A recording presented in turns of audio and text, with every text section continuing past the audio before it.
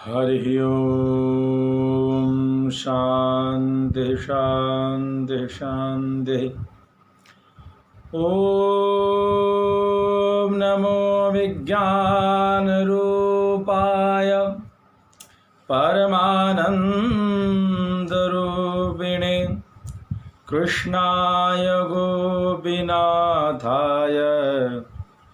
गोविंदाय नमो नमः। गुरुर्ब्रह्मा गुरुर्विष्णु गुरुर्देवो महेश्वर गुरुर्साक्षात् परब्रह्म तस्मै श्री गुरुवे नमः।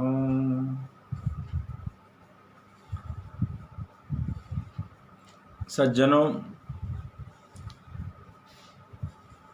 वर्तमान समय में हम सभी देख रहे हैं कि संपूर्ण चराचर जगत भय, आशंका और उलझनों से घिरा हुआ सा दिखता है।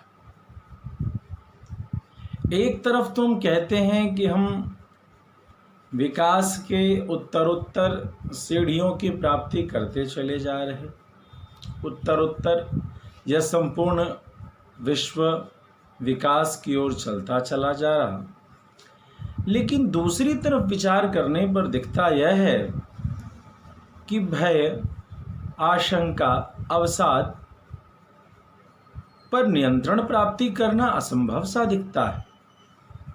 सफलता की ऊंची से ऊंची सीढ़ी को प्राप्त करने वाला व्यक्ति कई बार न जाने क्यों अवसाद को प्राप्त हो जा रहा है। क्या कारण है? क्या मानव जगत ही कमजोर हो गया? चिंतन शक्ति ही कमजोर हो गई? या फिर कहीं न कहीं विकास की चिंतन में या विकास की समझ में हमसे कोई भूल हो रही है? सज्जनों, वैदिक वाङ्मय जगत इस संपूर्ण शरीर को 3 प्रकार से अध्ययन करने की ओर निर्देश करता है। प्रथम स्थूल शरीर, द्वितीय सूक्ष्म शरीर, तृतीय कर्ण शरीर। अब ध्यान करने योग्य विषय यह है कि यह जो स्थूल शरीर है, आज की वर्तमान कालीन विकास की चर्चा इस स्थूल शरीर पर तो पूर्ण रूप से कार्य कर रही है, बहुत कार्य कर रही है, किंतु सूक्ष्म शरीर और कर्ण शरीर इस पर तनिक मात्र भी चिंतन नहीं जा पा रहा। यद्यपि वैदिक वाङ्मय इन दोनों पर अपनी दृष्टि, अपना निर्देश, अपना विचार हमेशा रखती चली आई है, किंतु हमारी रुचि वैदिक विधान से हट जाने के कारण हमारा चिंतन भी विकृत हो गया। परिणामतः हमने 3 में से एक पर ही अपना लक्ष्य स्थापित कर लिया, चिंतन का, विकास का, विचार का। वह है स्थूल शरीर, द फिजिकल बॉडी। तो जो फिजिकल बॉडी है, जो मेटेरियलिस्टिक वर्ल्ड है, वह तो काफ़ी विकसित हो रहा, लेकिन जो ये मनोमय शरीर है, सूक्ष्म शरीर है, यह शरीर, कर्ण शरीर, ये दोनों शरीर निर्बल होते चले जा रहे हैं। परिणाम क्या दिखता है कि उत्तरोत्तर विकास की सफलता के सोपान की प्राप्ति करता हुआ व्यक्ति भी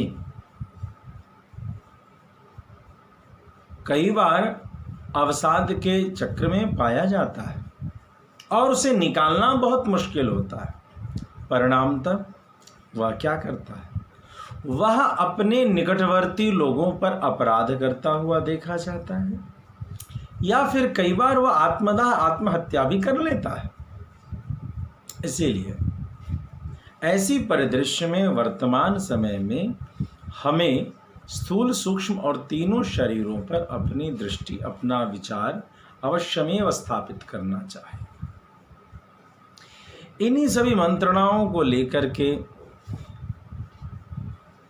जीवन में जब जीने की व्यवस्था की जाएगी तो अवश्यमेव यह विश्व का मानव जगत स्वस्थ और सुंदर होगा। आज इसी कारण से हमें पुनः बारंबार अपने जीवन शैली को स्वस्थ करने की आवश्यकता है। जाने अनजाने कई कारणों से हम अपने वैदिक रहस्य, अपने पौराणिक रहस्य से दूर होते चले गए। इसीलिए हमने एक अभियान का सृजन किया। वह अभियान है ग्रामे ग्रामे जने जने सनातन धर्म कवच का निर्माण।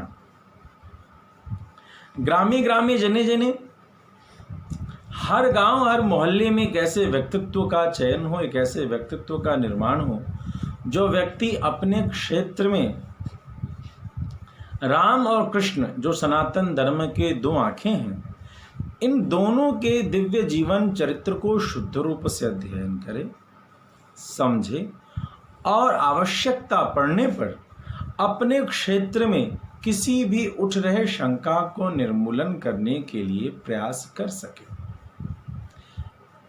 दूसरा स्तर है कि जो हमारी दैनिक पूजन है, जो हमारी माताएं बहनें, जो बच्चे बुजुर्ग जो नित्य का पूजन करते हैं, वह पूजन कैसा है? घर में कोई हनुमान चालीसा पढ़ता है, कोई सुंदर कांड पढ़ता है, कोई दुर्गा सप्तशती का पाठ करता है, कोई शिवतांडव का पाठ करता है और अनेकानेक प्रकार के पाठ करते हैं। कुछ की तो ऐसी स्थिति है कि वो हमारे संस्कृत जगत से, हमारे शुद्ध सनातन धर्म से इतने दूर हो चुके हैं कि वो जाने अनजाने चाह करके भी दिव्य स्तोत्रों का पारायण पाठ नहीं कर पा। ऐसे जो संपूर्ण लोग हैं जिनके श्रद्धा विश्वास तो बहुत है किंतु पाठ नहीं कर पा रहे, और दूसरा कुछ वैसे हैं जिन्होंने बाजार से किताबें ली और अपना पाठ प्रारंभ कर दिया। अब ध्यान देने योग्य बात यह है, एक तरफ तो आप ABCD के लिए किताब तो खरीद लेते हो, फिर भी ट्यूटर रखते हो। दूसरी तरफ काखा गागा पढ़ने के लिए भी आप किताबें तो खरीद लेते हो, फिर भी एक ट्यूटर रखते हो। यह कैसे विडंबना है सज्जनों कि संस्कृत के ग्रंथ, यद्यपि हम सभी आपस में चर्चा करते हैं कि बड़े ही क्लिष्ट होते हैं, किंतु हम इसे सीखने की चेष्टा नहीं करते। सीखना क्यों नहीं चाहते या सीखने की चेष्टा क्यों नहीं करते? तो इसके दो कारण हैं। एक तो हमारी रुचि नहीं है।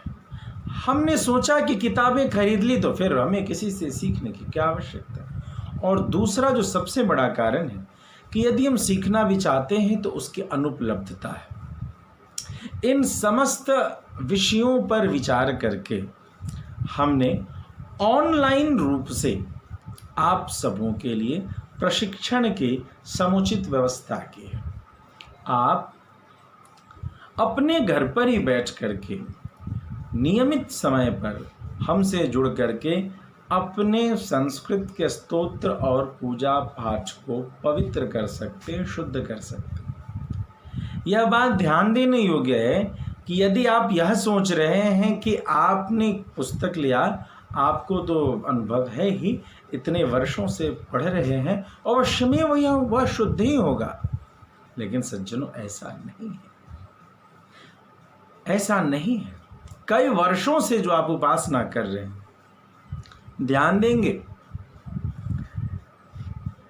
मंत्रों के अर्थ हमारे लिए हैं कि हम उन्हें समझ सकें, लेकिन मंत्रों का उच्चारण भगवान की प्रीति प्रसन्नता में विशेष रूप से सहायक होता है। इसलिए मंत्रों के उच्चारण पर भी ध्यान रखना अत्यंत आवश्यक है, और साथ ही साथ यह भ्रम भी पालना उचित नहीं कि आप जो उच्चारण कर रहे हैं कैसेट से, किताब से, यूट्यूब से, सोशल मीडिया के अन्य चैनल से।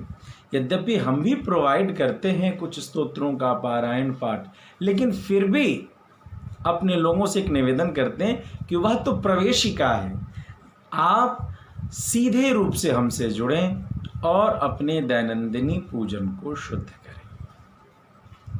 इसके लिए आप हमारे ग्रामे ग्रामे जने जने सनातन धर्म कवच अभियान में जरूर जुड़ें।